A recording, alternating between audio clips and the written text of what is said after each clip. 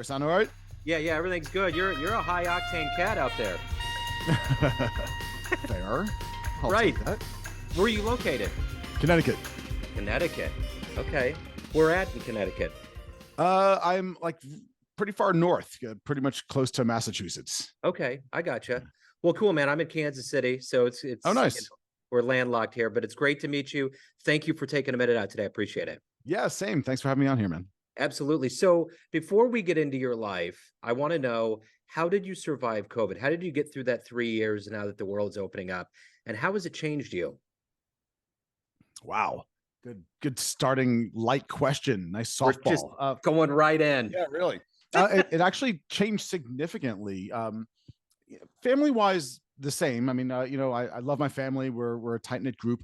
There was a lot of homeschooling, and it was a different dynamic having the kids just home all day long when schools were closed, and so it was a little different on that side.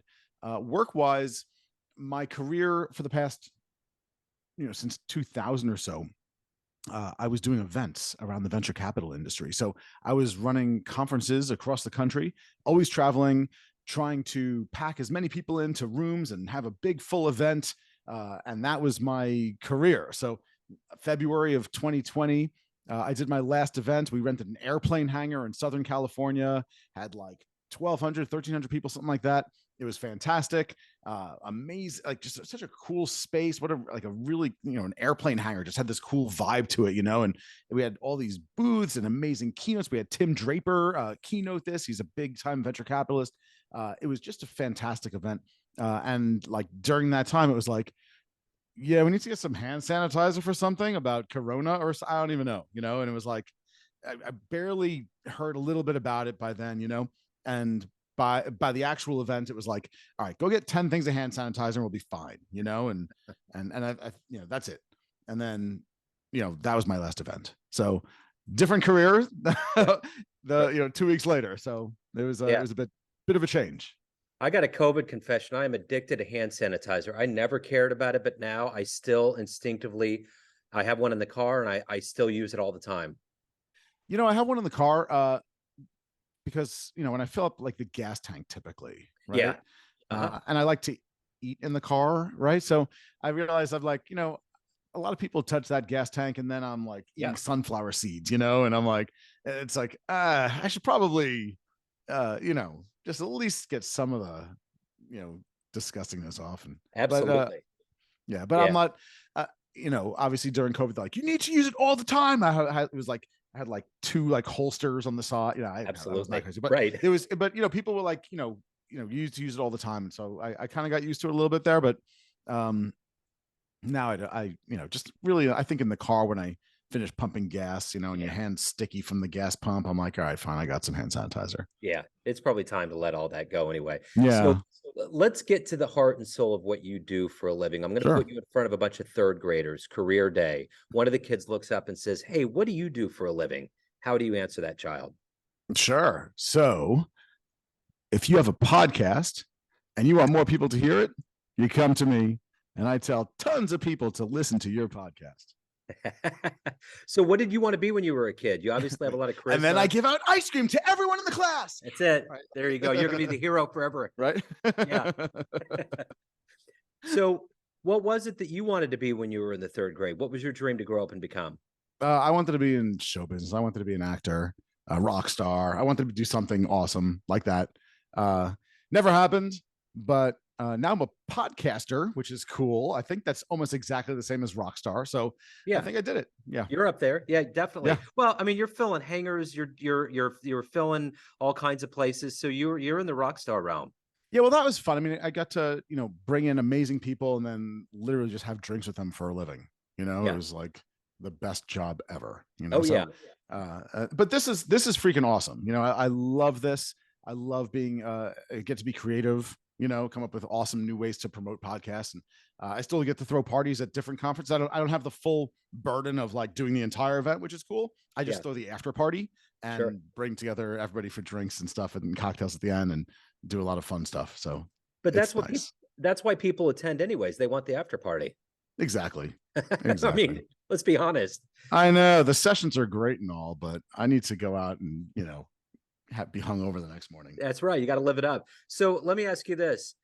How did these seeds get planted in you? Tell me where you were born and raised, and how did these motivators to get in front of people and to motivate and promote and do these things that you do? How did that happen? I grew up in New York. And actually, even though I wanted to be an actor since I was little, uh, I was always afraid to talk in public. I wasn't good at public speaking.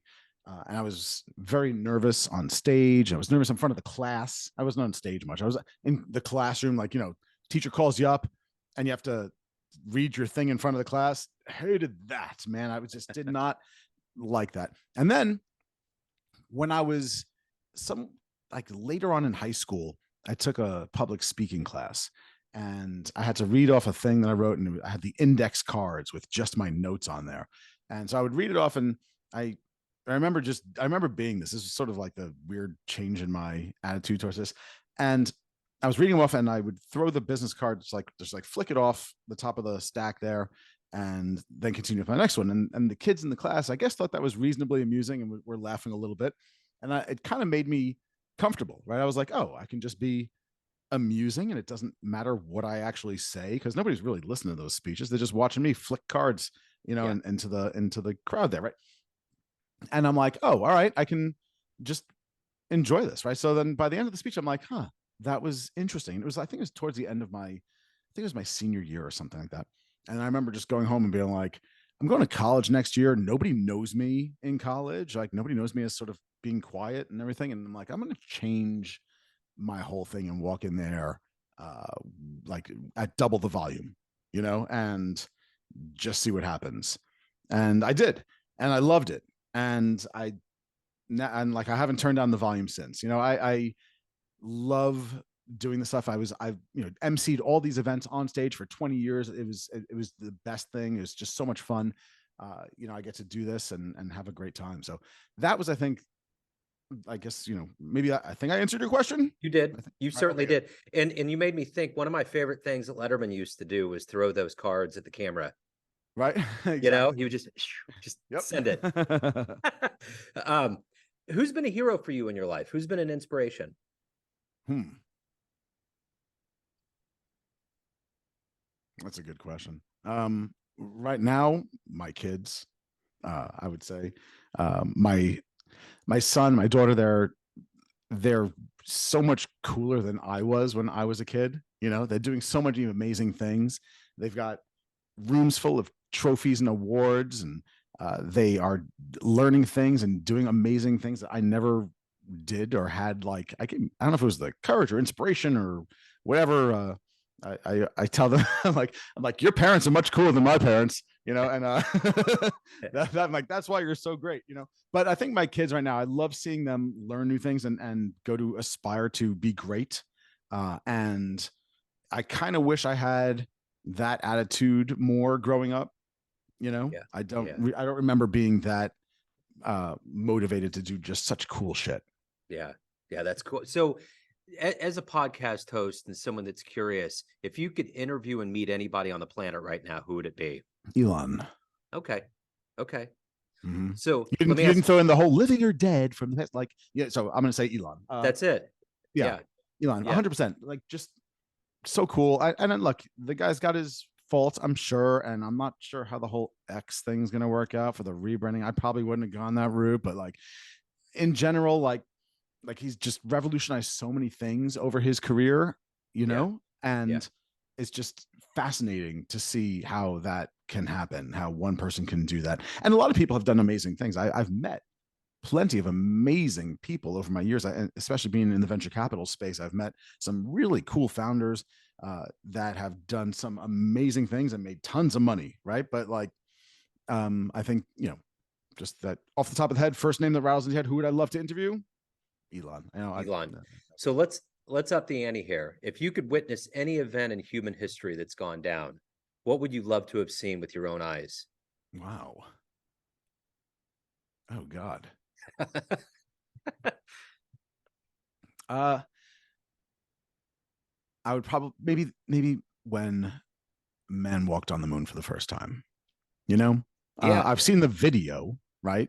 right. Uh, and everybody's seen the video, and one small step, right? Like everybody's seen this, but I think to have been alive when that didn't happen and then that happened, I think, and just seeing it actually happen would be fucking amazing. Oh yeah, it would be mind-blowing. What's the motivation for you? You're obviously highly motivated. What is that motivation, the gas in your tank that gets you through to do what you want to do? Hmm. I would say I love my lifestyle. I work hard, but I don't work. It's not. It's not hard work, right? It's like it's not. I'm not manual laboring. Like I know I have a lot of friends, family members who really work fucking hard. They're in construction. They're carrying heavy shit up and down ladders in 95-degree heat and doing like it's like they really fucking work hard. And fortunately, I have made my money with my charm. I was gonna say my mouth, but like that seems a little Yeah, that could go another way. yeah, I don't want to go down that road. But I've made money with like that sort of stuff. So I work hard. I spend a lot of hours doing it, but I like my lifestyle. I like the way my family interacts. I like the way that we live. I like the things that we do together as a family. I like um I just like everything about what I do. I like my garden outside. I like the nature. I like hiking, and I like snowboarding and golfing and doing all the things. So I think I motivate myself to work hard enough to make sure that I can continue to do all those things, that my family can enjoy themselves and my kids can have toys, and my wife can have everything that she wants. So Yeah. I want to make sure that my family stays in a happy mode. That maybe things don't last forever, who the hell knows, but I feel like I will. If something needs to change career wise to keep me motivated, then I'll roll with the punches. I've always done it. I've been doing this entrepreneur thing since 1999.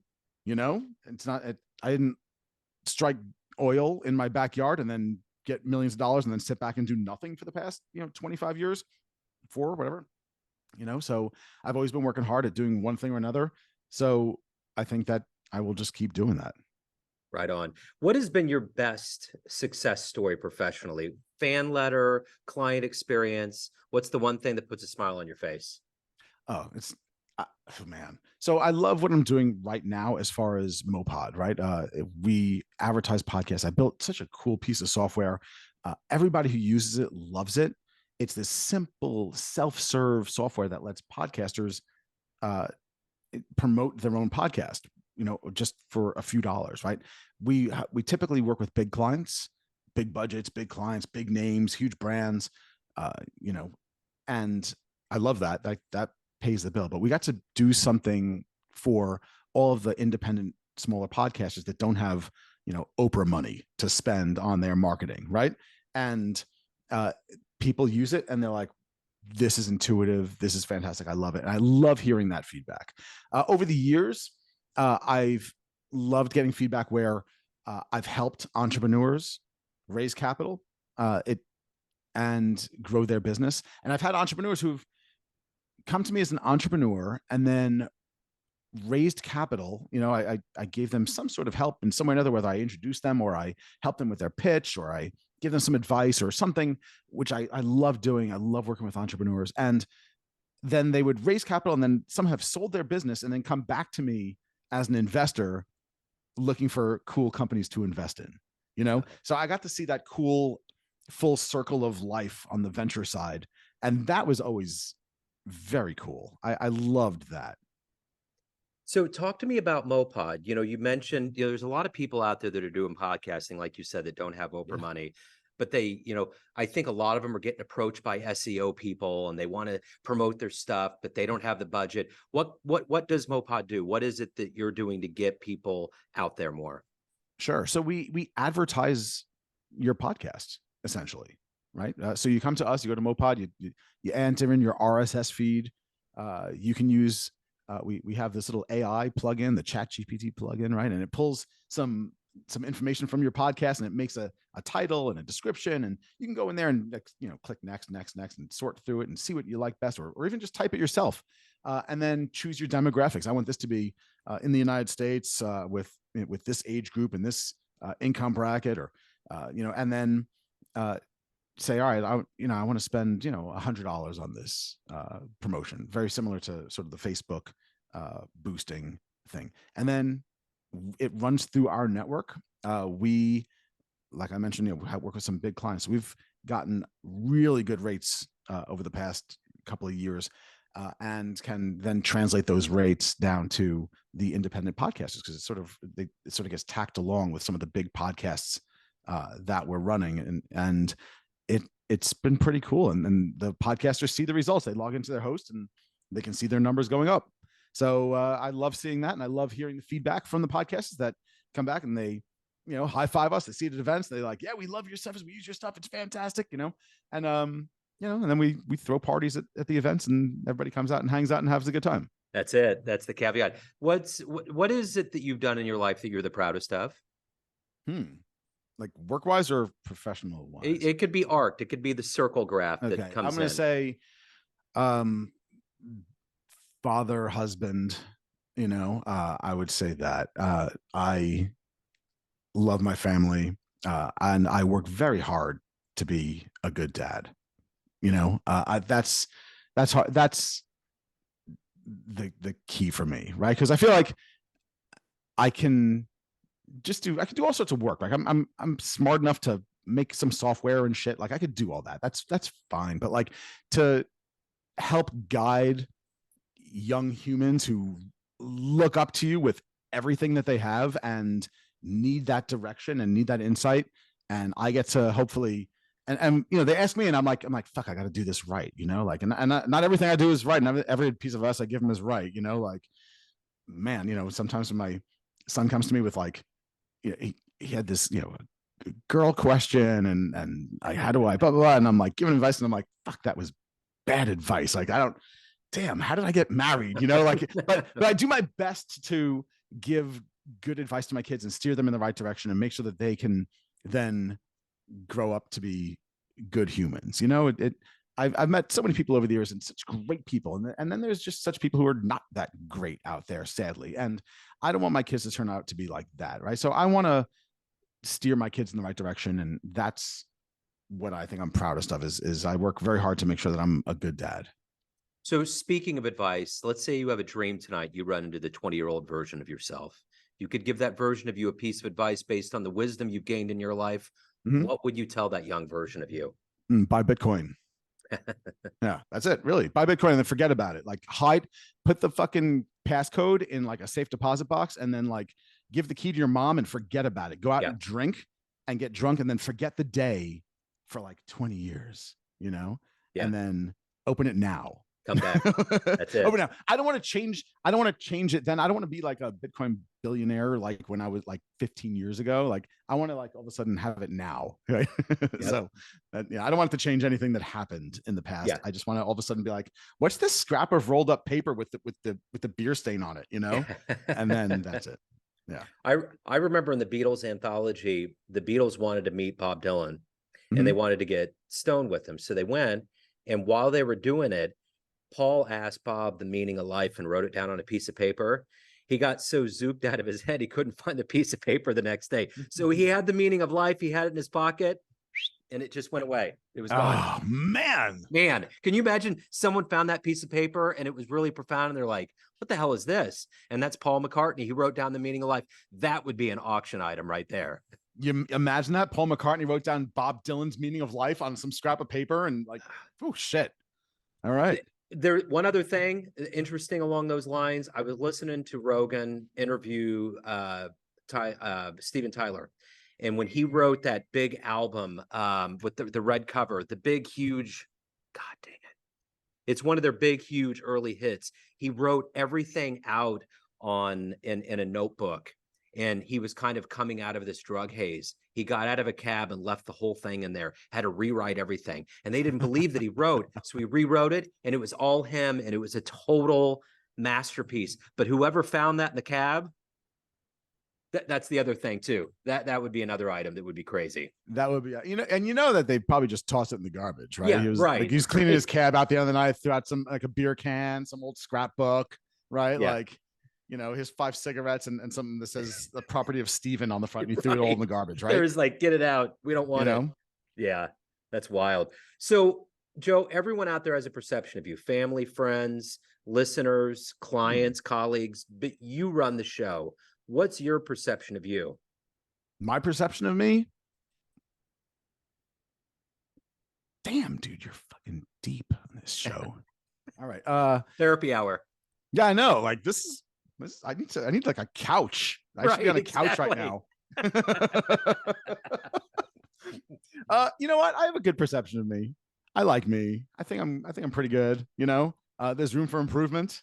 But I sometimes, so for instance, I just started running, I've been feeling not in the best of shape, not shitty, but like not in good shape. Like my kids swim like 5 miles a day, and like my wife like goes crazy on the bike, and she's skiing, and I've been golfing, and I'm like, not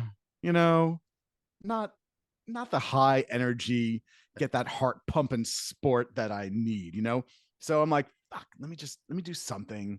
And so I just started running just to improve myself a little bit. Like I'm not going to be great at it, but I just started like a week and a half ago, and I'm running like 4.5, 5 miles now, and I think that's pretty good. So I'm trying to improve. And I think that's my entire outlook. Right? I just try to improve a little bit, right? Yeah. Do a little bit better if you can, but don't kick yourself too hard if you're not hitting the high standards, just like, because then you'll just be like every day just pissed off that you're not hitting, right? But so I'm generally happy, I'm a happy guy.